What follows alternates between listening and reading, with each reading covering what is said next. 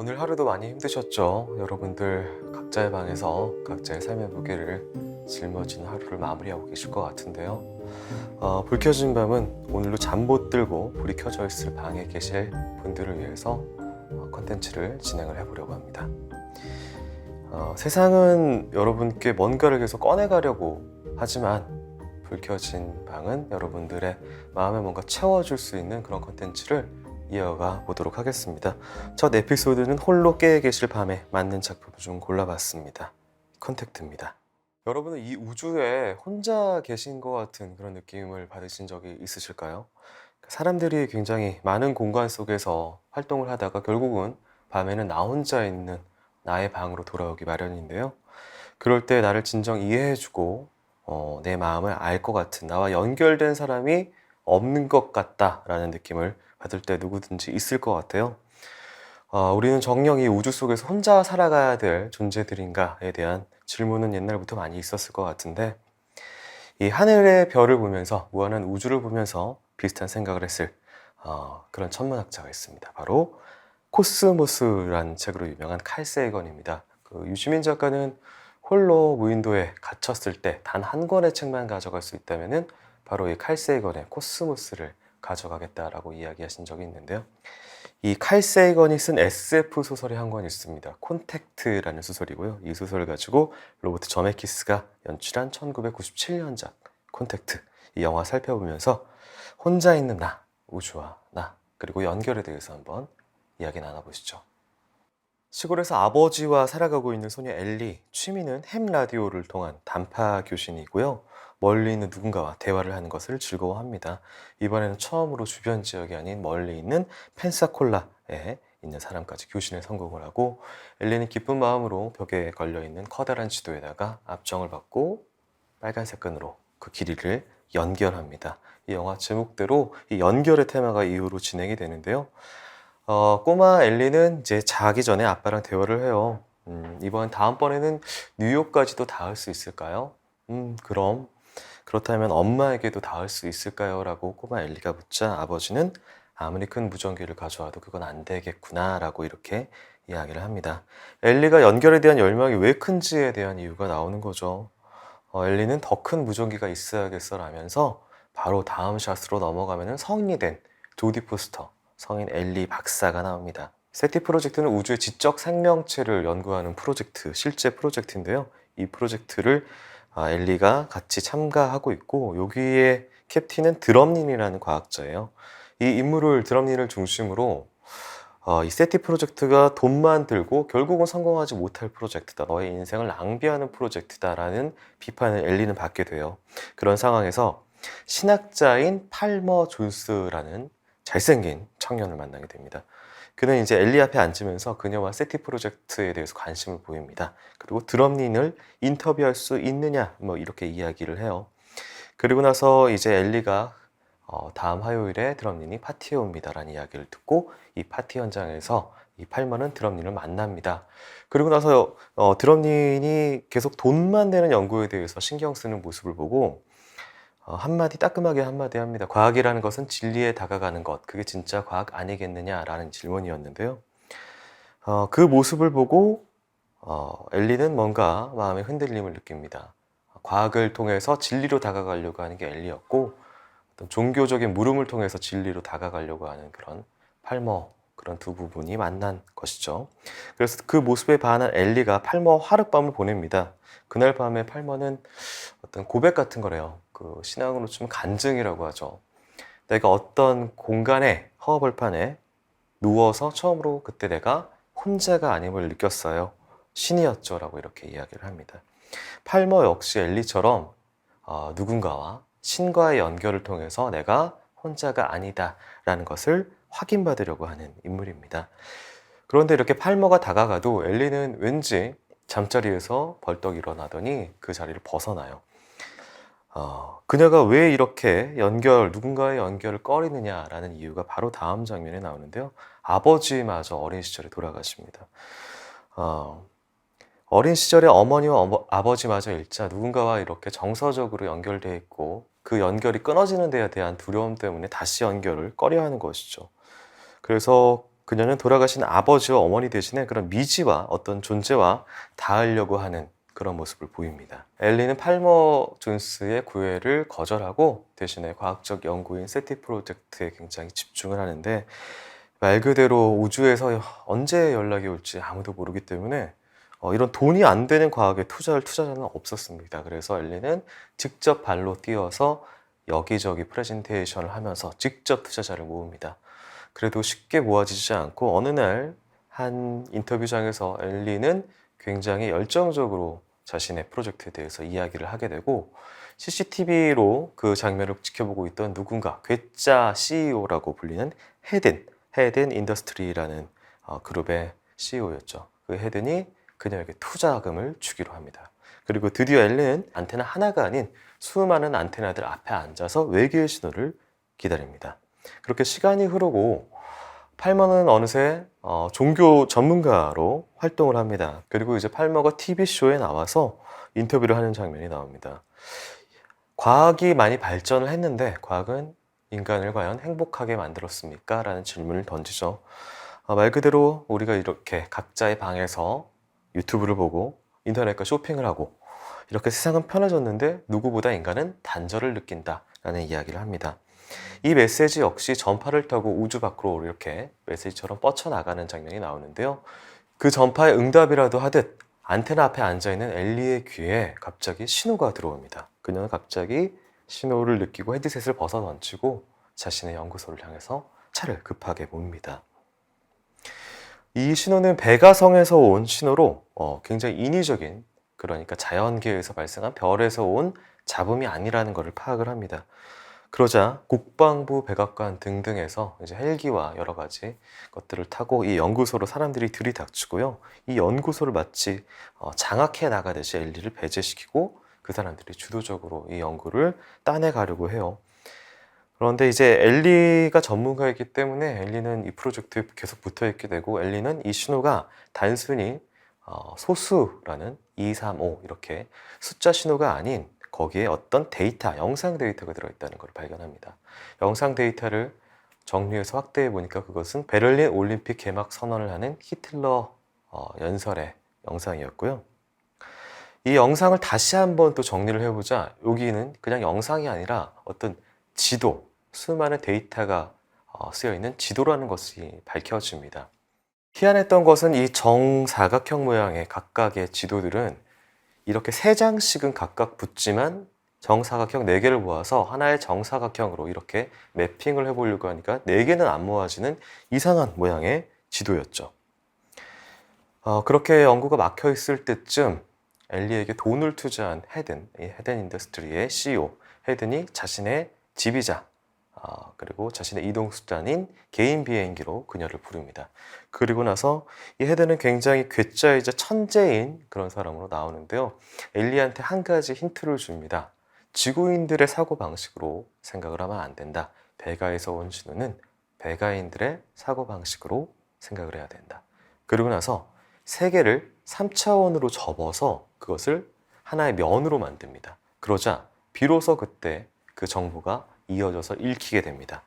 이 정보를 종합해서 보자 이것은 우주선과 발사대 설계도였습니다. 그리고 그 우주선은 굉장히 작아서 단 한 명만 탑승할 수 있는 우주선이었죠.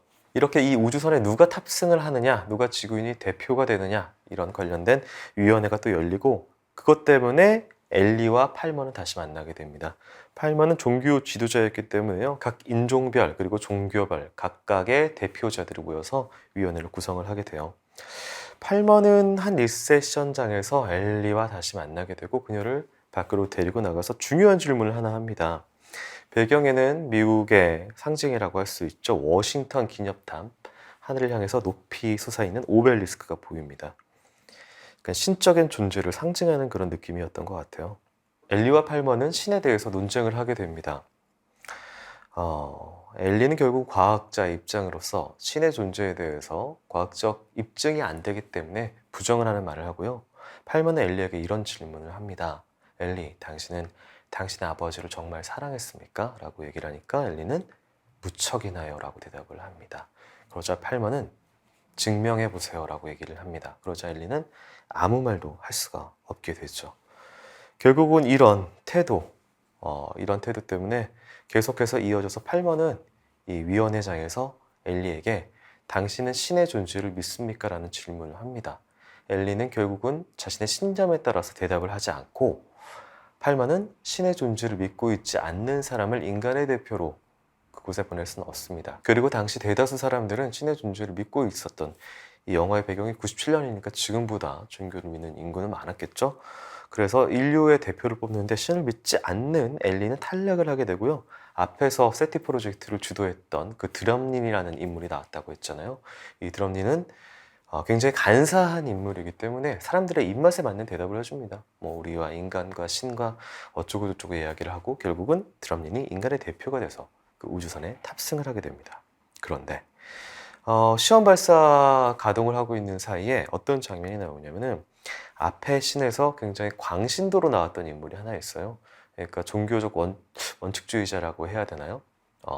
인간 외에 신은 살아있는 존재를 이성적인 존재를 만들지 않았다. 외계에 그런 존재는 있을 리가 없다라고 주장하는 인물인데요. 이 인물의 입장에 따라서 우주선이 만일 발사가 되고 외계인의 존재가 드러나게 되면 본인의 모든 가치체계는 붕괴되고 그것은 자신이 생각하는 신의 뜻이 아니잖아요. 그렇기 때문에 이 사람이 테러리스트가 돼가지고 당시에 이 발사대를 폭파하게 되고 드럼린과 이 발사대는 말 그대로 공중분해가 됩니다.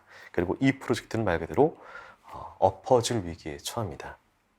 여기서 한 가지가 나오는 건 앞에서 얘기한 헤든 인더스트리의 CEO, 괴짜 CEO인 헤든은 어차피 예산이 들 거 조금 더 예산을 투자해서 발사대를 일본에 하나 더 똑같이 복제해서 만들게 됩니다. 그리고 이것은 헤든 인더스트리의 자회사이기 때문에 그 결정권은 CEO인 본인 헤든에게 있었죠. 헤든은 엘리 박사에게 이 우주선에 탑승할 것을 권합니다. 엘리는 배를 타고 일본에 도착을 합니다. 그리고 유명한 탑승 시퀀스가 나오는데요. 엘리가 입고 있는 옷도 그렇고 이 전체적인 장면 구성은 마치 죽음을 향해서 걸어가는 사형대, 전기 의자 사형대로 걸어가는 잔다르크처럼 그렇게 이미지로 표상이 됩니다. 누가 봐도 이 우주선의 의자는 굉장히 불안하게 공중에 떠 있고 세로 되어 있어서 마치 전기 고문 혹은 전기 사형대 의자처럼 되어 있고요. 뒤에 인도하는 두 명의 남성도 사형대로 인도하는 그런 남성처럼 그려져 있죠. 이 장면 같은 경우는 사실 심지어 음악도 깔려 있지 않습니다. 보통 할리우드 아마겟돈이나 이런 우주 영화를 보면은 우주선으로 발사되기 전에 굉장히 웅장하고 영웅적인 서사의 그런 음악이 깔리는데 말 그대로 바다에 파도 치는 소리, 발사대의 그 날이 회전 톱날처럼 돌아가는 이런 불길한 소리 많이 들리죠.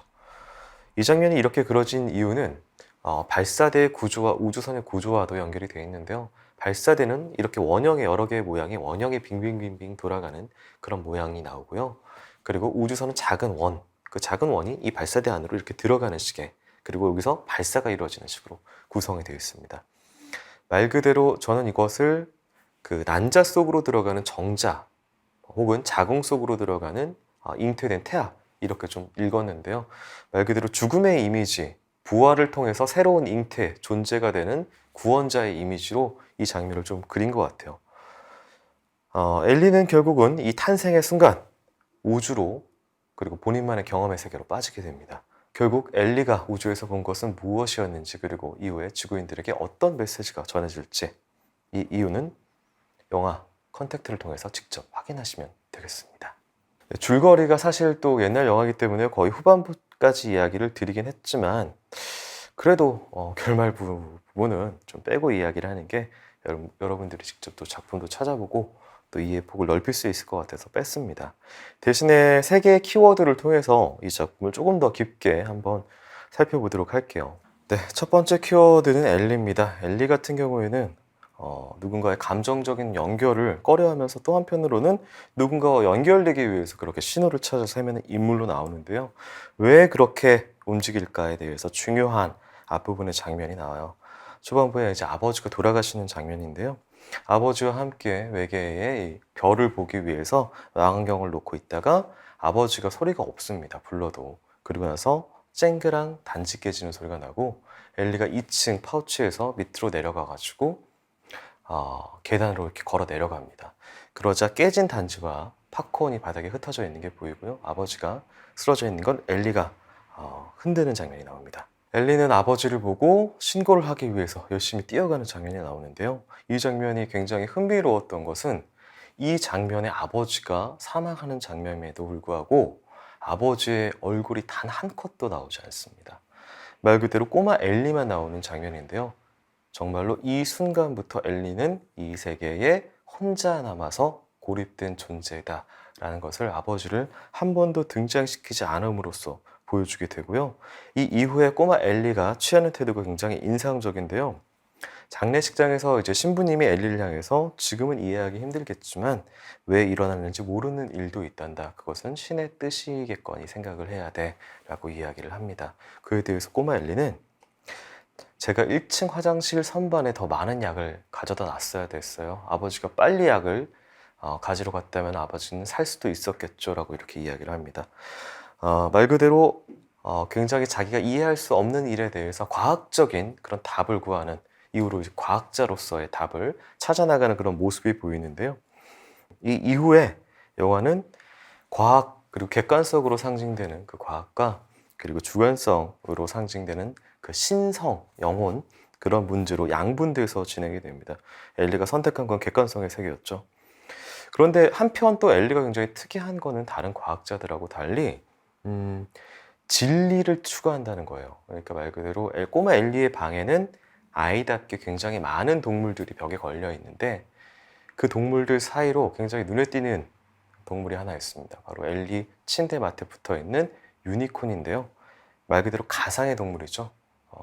동물의 종을 모두 대표하는 그런 동물들이 붙어 있는가 동시에 또 가상의 세계도 믿는 그런 독특한 아이다라는 것이 그 유니콘을 통해서 좀 드러나게 됩니다. 여기서 얘기한 객관성의 세계는 이 영화의 주제랑 굉장히 맞닿아 있습니다. 두 번째 키워드는 객관성의 세계입니다. 그녀가 세티 연구소에서 처음에 연구를 할 때 그때 그녀를 잡은 미장센을 보면 굉장히 흥미롭습니다. 마치 체스판처럼 바닥에 흙과 백이 교차로 되어 있는 그런 바닥 위에서 그녀 앞으로 수많은 그 컴퓨터 모니터들이 이렇게 둘러싸여 있습니다. 컴퓨터 모니터는 0과 1의 세계로 포함되는 객관성의 세계죠. 그리고 바닥도 0과 1, 블랙과 화이트로 그렇게 점철되어 있습니다. 그녀는 과학으로 대표되는 이 객관성의 세계에 둘러싸여 있어서 압박을 받고 있는 식으로 이렇게 묘사가 돼요. 근대 서양 문명의 발전은 이렇게 객관성, 합리성 위에서 이렇게 발전하게 돼 있고 그런 것들이 지금 우리를 둘러싸고 있고 감독은 중간에 나오는 팔머의 인터뷰를 통해서 그런 합리성과 근대성 위에 새겨진 현대의 세상이 과연 인간을 행복하게 만들었느냐라는 질문을 하게 됩니다. 여기서 흥미로운 것은 이 세티 프로젝트의 동료 중에서 맹인 과학자 켄트라는 인물이 나온다는 점인데요. 켄트와 엘리의 공통점이 있습니다. 어떤 외계의 신호를 파악할 때 바로 귀로 듣는다는 것이죠. 0과 1로 표현되는 그 모니터의 객관성의 세계가 아닌 귀로 직접 들으면서 자기가 느끼는 그런 청각으로 상황을 파악을 하려고 한다는 것인데요. 결론부에 이제 그녀가 그 우주에서 온 설계도대로 우주선에 탑승을 하고 우주로 나아갈 때 지구 과학자들이 어떤 것을 하냐면은 그녀의 귀에 헤드셋을 끼워줍니다. 말 그대로 영상을 찍고 소리를 녹음할 수 있는 그런 객관적인 데이터를 얻기 위한 헤드셋을 그녀의 머리에 끼워주는데 말 그대로 발사의 순간이 되자 이것이 전파 방해를 받는지 작동을 하지 않고 지구로 어떤 데이터도 송출하지 않습니다. 말 그대로 이 이후부터는 객관성은 전혀 없고 그녀가 혼자 주관적인 느낀 체험만 남는 세계로 넘어가게 돼요. 그렇게 이 영화는 주제부로 다가가게 되는데 그래서 세 번째 키워드는 저는 컬러로 뽑았습니다. 이 영화에는 주요 세 가지 컬러가 나오는데요. 레드, 블루, 화이트가 나옵니다. 이 우주에서 엘리는 어떤 경험을 하고 지구로 돌아가게 됩니다. 그런데 그 체험을 아무도 믿어주지 않습니다. 왜냐하면 객관적인 데이터가 아무것도 녹화되어 있지 않았기 때문입니다. 그런데 돌이켜서 우리를 지금 생각해보면 모든 체험은 굉장히 주관적일 수밖에 없습니다. 각자 개인의 감각기관도 다르고 개인이 살아온 문화와 여러 가지 체험들도 다른데 나와 너가 같은 경험을 하고도 이것은 전혀 다른 경험처럼 주관적인 체험으로 남게 됩니다. 이런 상황에서 내가 타인을 객관적으로 이해할 수 있을까? 타인의 본질을 이해할 수 있을까라는 철학적인 또 질문도 하게 되는데요. 인간은 본질적으로 타인을 이해할 수 없는 그렇게 분리된 존재로 이렇게 살아가게 됩니다. 그렇기 때문에 우리 개인과 개인은 외롭게 분리가 돼서 이 넓은 우주 속에서 개별적인 존재로 떨어져 있게 됩니다. 이런 객관성의 세계에서 우리는 서로 내가 맞다, 내 객관, 내가 본 이 객관이 과학적으로 맞다라고 심지어 이렇게 대결도 하고 논리적으로 이야기도 나누게 되는데요. 이에 대해서 영화 후반부에 굉장히 인상적인 씬이 한 가지가 있습니다. 이 청문회가 끝나고 엘리가 청문회장 밖으로 나올 때요, 이 팔머가 그녀를 이렇게 따뜻하게 맞아주면서 팔머는 또 인간의 신성을 대표하는 인물이기 때문에요, 그 앞에 수많게 깔려있는 기자가 질문을 하게 됩니다. 엘리 박사의 이 대답에 대해서 종교인으로서 어떻게 생각합니까? 라는 질문에 팔머는 이렇게 대답을 합니다. 신앙인으로서 저는 LOA 박사와 좀 입장이 다르지만 추구하는 바는 같습니다. 진리에 대한 추구죠. 저는 그녀를 믿습니다. 라고 이렇게 이야기를 하고요. 엘리는 그런 팔머의 손을 잡아줍니다. 우리 존재에 대해서 그런 어떤 진리를 추구한다는 점에서 엘리는 과학적으로 추구를 하는 것이고, 팔머는 신앙에서 그 답을 찾으려고 하는 그런 같은 장면이고, 이것이 신앙과 과학의 화해 같은 장면으로도 보이지만 인류 전체로 보면은 이것은 타인에 대한 이해를 어떻게 하느냐, 그 답에 대한 장면이 아닐까. 이것이 바로 컨택트라는 답이 아닐까 싶습니다. 타인의 체험을 믿는 것이라고 답을 할 수가 있겠는데요. 이 로버트 저메키스 감독은 그런 미국을 꿈꾼 것 같습니다. 제가 영화에 주요 3가지 색이 나온다고 했는데요. 엘리의 색은 레드입니다. 엘리가 어떤 열망을 드러낼 때 레드라는 컬러가 주요 나오게 되는데요. 레드는 보통 열망, 욕망, 어떤 추구를 표현할 때 일반적으로 나타내는 색이죠. 그리고 또 반대 인물들, 과학 스태프, 어떤 객관성을 상징하는 인물들을 나타낼 때는 블루 컬러를 주로 씁니다. 그리고 또 한 가지 색, 배경에 화이트라는 색깔이 많이 나오는데요. 자, 레드, 블루, 화이트, 눈치채셨을까요? 바로 미국 성조기의 색깔이죠. 이 객관성과 주관성이 화합을 했을 때 바로 감독이 꿈꾼 미국, 바람직한 미국이 그렇게 그려지지 않는가 싶습니다. 네, 영화는 누군가 연결되려고 했던 인물, 그리고 여러 가지 질문들을 많이 담고 있어요. 사실 칼 세이건 원작은 조금 더 방대하게 인간과 우주 그리고 신과 과학에 대한 철학적인 질문을 담고 있습니다. 로버트 저메키스 감독이 추구했던 질문에 대한 답과는 조금 다르겠지만 어쨌든 우리 인간에 대한 질문에 대해서 이 칼 세이건이 답을 구했던 바는 책을 통해서 한번 확인해 보시고, 오늘 영화 컨택트를 통해서는 객관성과 주관성의 통합, 화합을 이야기를 할 수 있을 것 같아요. 불밤, 저희 불 꺼진 밤의 첫 에피소드로 이 영화를 고른 이유는요, 저희가 이제 각자의 불 켜진 밤에서 각자의 하루를 보내고 분리가 되어 있는 그런 존재들이잖아요. 타인과 어떻게 연결될 수 있을까라는 질문에 대한 답에 대한 영화를 우리 각자의 공간에서 또 보면서 떨어져 있지만 같은 작품을 본다는, 그리고 각자 이것에 대해서 각자 생각을 나눈다는 이런 연결점을 좀 찾아보고 싶어가지고 첫 번째 작품을 이 콘택트로 골라봤습니다. 오늘 불 켜진 밤, 저는 콘택트를 보고 인간과 인간의 연결에 대해서 생각해봤습니다. 깊은 밤, 단꿈 꾸시길 바라고요. 저는 먼저 불 끄겠습니다. 편안한 밤 보내시길 바랄게요.